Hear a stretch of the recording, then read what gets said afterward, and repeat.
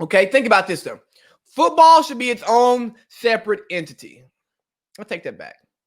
We should find a percentage of the overall athletic budget that a program creates, and if it hits a certain mark, then that program should be allowed to become its own private entity from the school. They get to operate on their own schedule under their own set of rules, because it is absolutely nuts that the football program carries an entire athletic program, a whole entire athletic department, excuse me.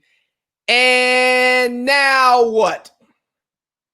We're not going to have rowing this year. We're not going to have women's tennis. And then we get into the Title 9, Title 10 stuff, where now you got to have as many women's sports as men's sports. But hey, the biggest man sports make all the money, and now we can't even play that sport. So we got to carry you on our backs all the time. And what? Just for y'all to exist, just for you to be an extended hobby. Now, I like the idea of extending scholarships to people who may not have the opportunity to pay to go to college just because the sport they play does not make money for the school. But at some point, why do we have these extracurricular activities that hemorrhage money from the school? If it don't make dollars, it don't make sense, right? So if your program does not bring in a certain level of money, oh, well, bye-bye, no more scholarships, extracurricular activity, club, fund yourself. Or find a booster, a donor to fund your program. But the school itself, are we really going to take away from football? Not even take away from football, make you dependent upon the success of football. Maybe we should. I don't know. It kind of makes me think, because the more I talk about it, it's like just distribution of wealth, right? We should distribute some wealth for people who need it versus those who don't.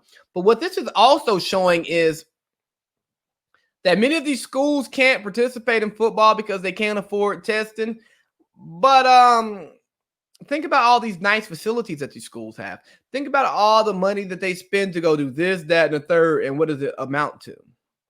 Think of the money that they pay the coaches. Think of the money that the students aren't getting paid. Think of, we got to get a new facility every so and so years to keep up. To keep up with who? Bama? You're still not going to keep up with Bama. You're still not going to keep up with Clemson. Oh, yeah, our coach isn't good enough, so we're going to fire him. But, yeah, his buyout is $8 million. So now we're in the hole. Or USC. They couldn't fire Clay Helton if they wanted to. So I just think that this has exposed so much of the NCAA. I think we should get rid of amateurism, so that allows players to make money. It's not going to clean it up. It's just going to make the stuff that's already happening not wrong. And then we should look at creating avenues for like Alabama football and Duke basketball to not be beholden totally to producing and supplying funds for the entire athletic program at a college.